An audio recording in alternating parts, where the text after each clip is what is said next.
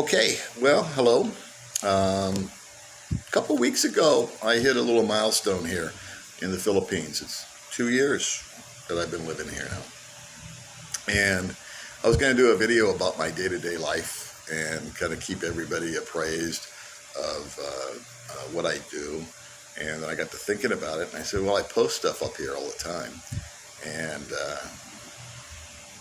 if you look at my Facebook page every 3 days, you can see what I'm up to.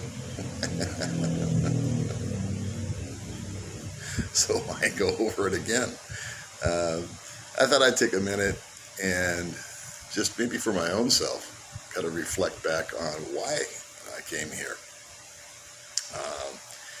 and retired early to the Philippines. And I'm not saying that the Philippines is the only place that you should retire to. Trust me. Trust me when I tell you, there's some challenges here. Nothing unsurmountable. And the alternative of going back home doesn't even cross my mind. So,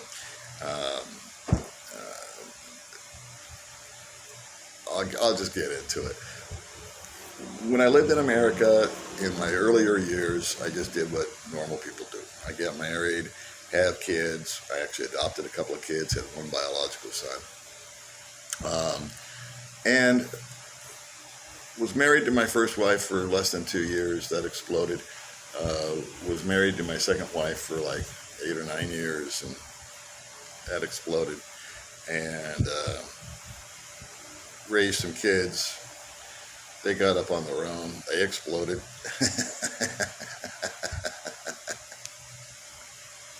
And so now we'll fast forward to, I've gone through the career. I've bought the house. I've got the 401k going. I'm doing all this kind of stuff, and I'm getting nice and prepared, and everything's going to be good for my golden years.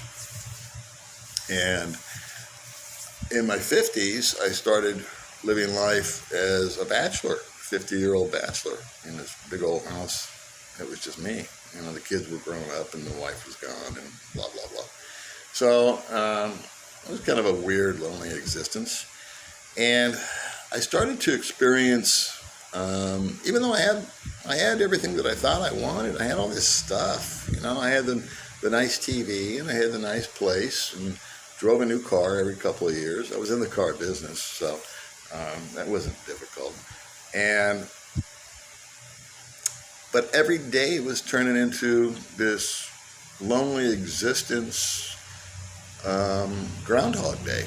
Just one thing, one day was just like the last day, and tomorrow was going to be just like today was, and there was no, I just didn't see, I wasn't finding any joy. There wasn't any real happiness.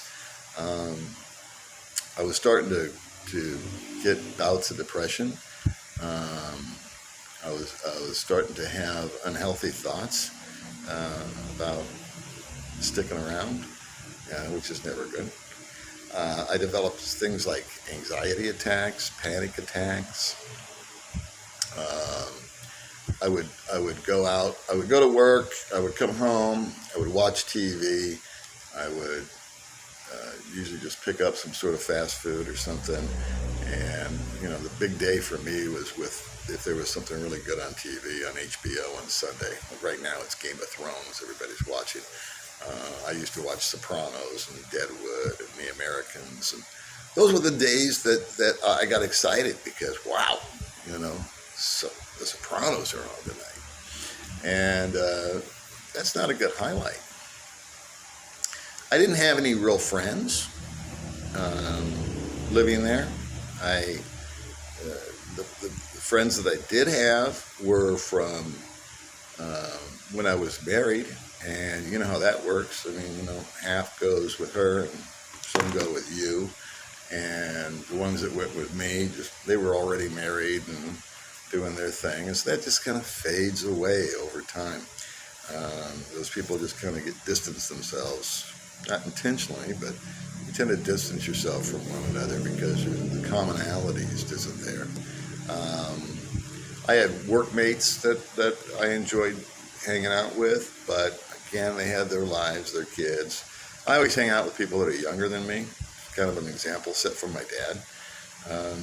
My dad's 94 years old, and he's like a force of nature. The guy, you wouldn't know he's 94.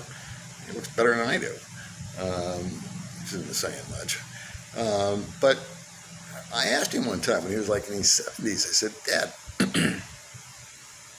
how come all your friends are like 45? And he said, well, these other fuckers, they're my age. He says, all they ever talk about is they're going to die soon, and what kind of medication they're on, and how bad their whatever hurts. He said, I don't want to listen to that crap. He says, I want to have a laugh. I want to have some fun. And he does. At the age of 94, my dad still goes to Vegas a couple times a year, I think. He goes to Canada to go fishing. He still has a real estate business that he's active in, participates in, earns an income from. Goes to his club and hangs out. I mean, guys, he's remarkable. And God bless him, because he set that example. He put that bug in my head that you've got to go after happiness, and you can't let these other people drag you down. And don't hang out with people your own age, because they're boring, for Christ's sakes. And that's very, very true. So here I am. I'm in my 50s or so in America, and I'm a bachelor.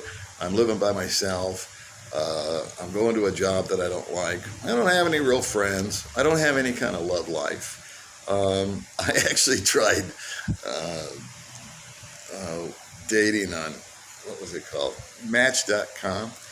And I made this profile, and it was actually just sort of an amusement for me. I made it really funny. I made all these little quips and comments and whatnot.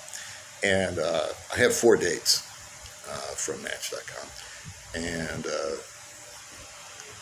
after the 4th date, I immediately deactivated my account and made the conscious decision that I will never, ever date another middle-aged American white woman again. Just don't do it for me. I find the whole dynamics between men and women in America to be very, very confusing. I find that the roles were almost reversed. I feel like men have been emasculated in America.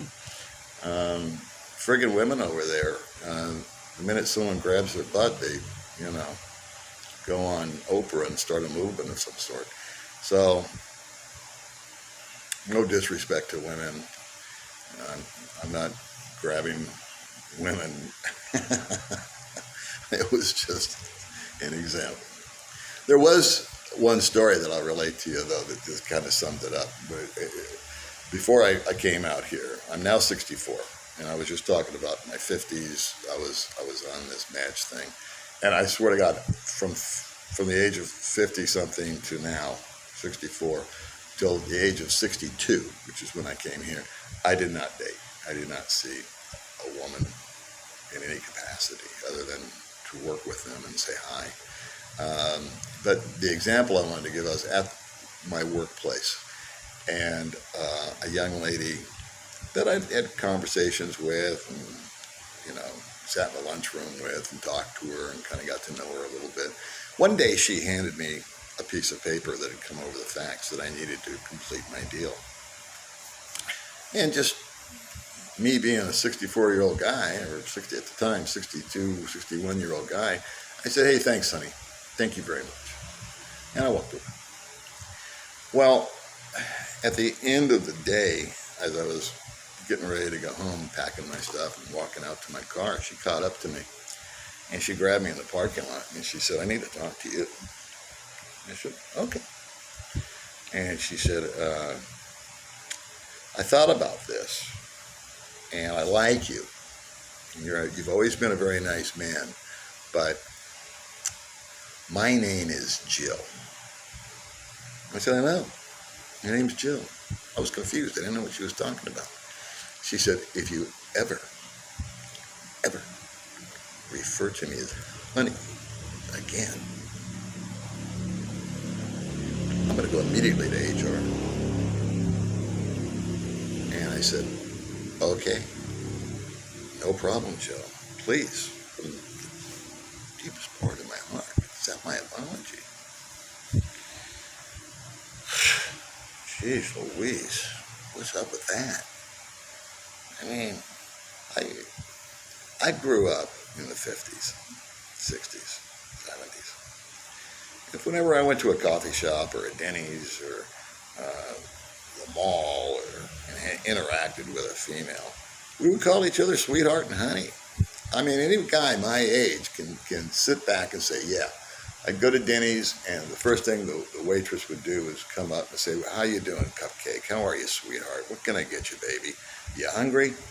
And you go, yeah, beautiful. Give me a patty melt. Blah, blah, blah. Those days are gone. So, disenchanted is is not even close to how I feel about all that. So now we'll move forward to where I'm in my 60s, and not only am I living alone, not only am I not dating, but somewhere along the line, this thing called the Great Recession occurred. And the beautiful house and the 401k and all this 35-year effort that I'd put into to make my golden years golden vanished. Over $1 million gone. Equity in the house, money in the bank, money in the 401k. And it's like, wow.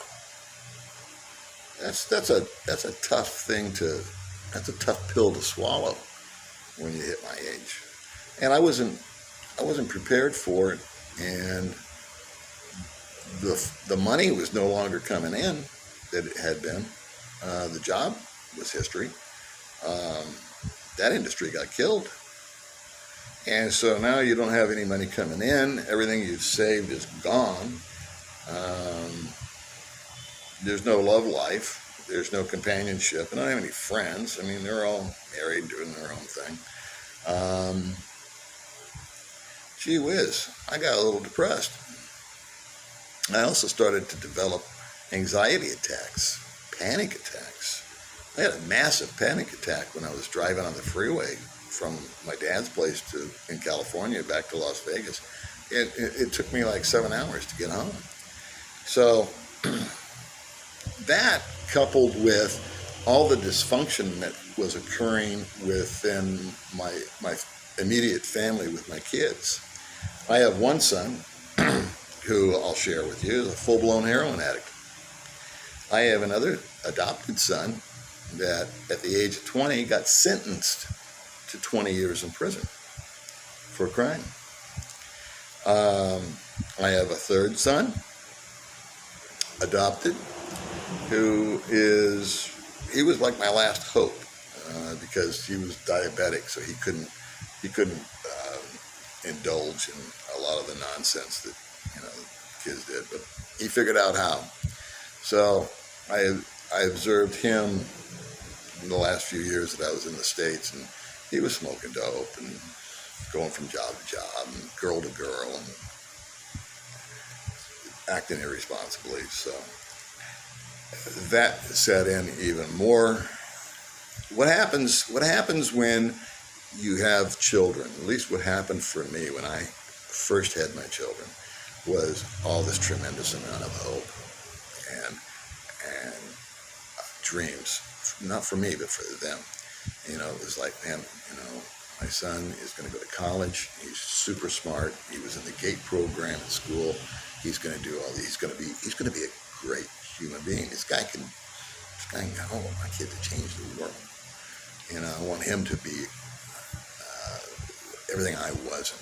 So, and then something like drugs and opioids and heroin come into the picture, and not only are you heartbroken, and not only are you crippled inside by that, but along comes feelings like guilt and shame and embarrassment, self-doubt. What did I do wrong as a parent? Where did I fail my son?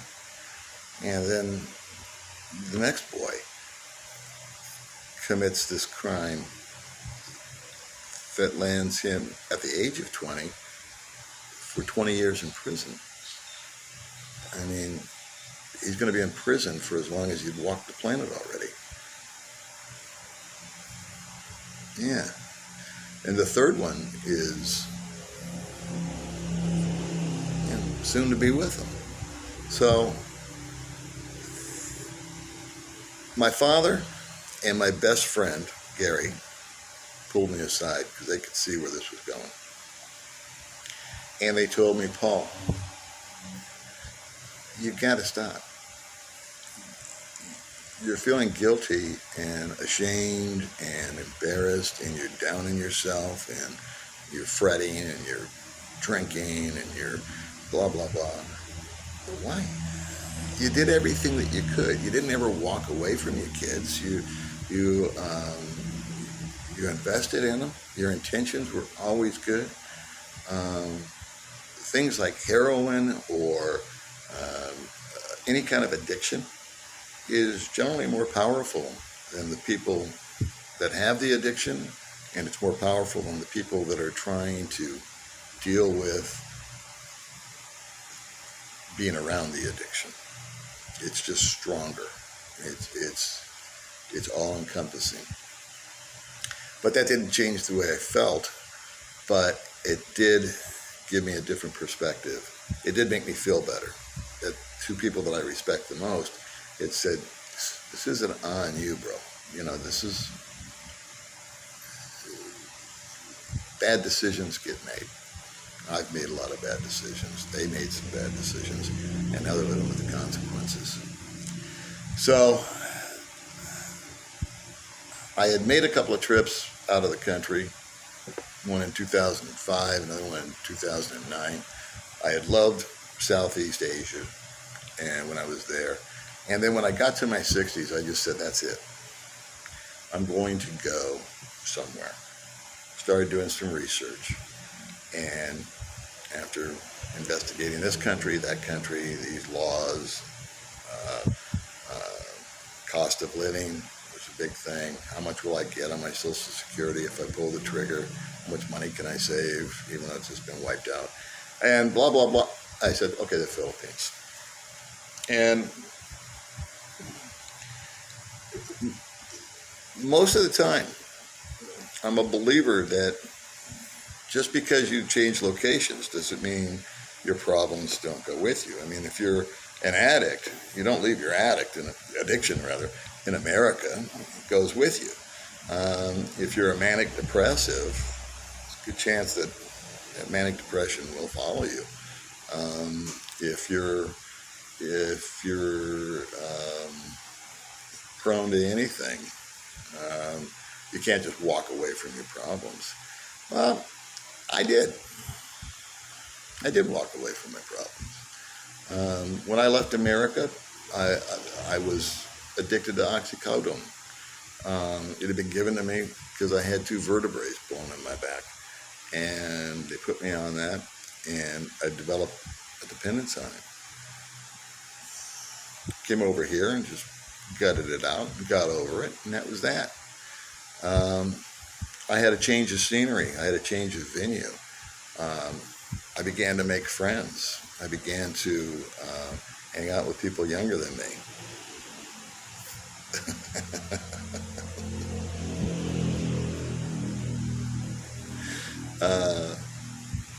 And I did. I let it go. I was able to let go. I was able to just let go of the addictions. I was able to let go of the past. Let the past stay in the past. You can't change it. I don't feel guilty about it. I don't feel. I feel remorse every day. I feel sad every day. I pray to God every day that things, whatever situation that my family is in, that they're safe and they find their degree of happiness. And that's what moving to the Philippines was able to do for me. It was able to reboot options In America, I didn't have any options for romance. Here, I have plenty of options for romance with women that I'm very attracted to and are fun-loving, and I have my challenges with them, but that has been totally rebooted. That the whole love life romance deal is back on my radar. Money is not really an issue for me over here. I don't get a lot of money, but I live really small. I don't have a big house or a big car or fancy stuff. You know, my shirts are t-shirts and cargo shorts. And I'm happy. So what does that tell me? The big house and the nice cars were just stuff. And I was on the verge of, calling it a day. So what did that stuff get for me? Nothing. Over here, I have experiences. I don't have things. Over here, I have fun. I have the ability to help other people. I do have an opportunity, and I don't do it enough, but I do reach out to underprivileged kids every blue moon and try to do something to improve their lot in life. My friends, I'm able to help sometimes with listening to their issues and being a veteran of calamity. I can sometimes give them some insight and some thoughts as to dealing with those issues. So that's not even scratching the surface of why I came over here. It just kind of hits on a couple of major subjects, but I did it, and I'm glad that I did it. I'm not necessarily saying you need to go to the Philippines if you're in that kind of position. If you're watching this right now and you're depressed or you have family issues, sometimes you're going to take those problems with you if you change locations. But there's also an opportunity that when you come over to a place like this, where most of the people are living at or below or just above the poverty line, it gives you a total new appreciation, a whole new perspective on life and just how blessed you are. And I see these folks that have so little material things, but they have so much love and family and togetherness and joy and laughter. Sure, they got their problems. Sure, they have fights. Sure, they, get tired. But on the scale of 1 to 10 over here, the joy level on the average family here in the Philippines is like an 8 or a 9. Where in America, I found it to be on about a 2 or a 3. So anyway, this video is getting long. It's like 23 minutes. I had no idea I rambled on so long. I don't even know if it's going to upload. But next time, I'll do something about my life here. If you want to. If you want to leave comments, great. Comments is kind of what prompted me to do this video, to be honest with you. So anyway, I hope everyone is well. God bless you. I'm doing fine, and I'll see you next time.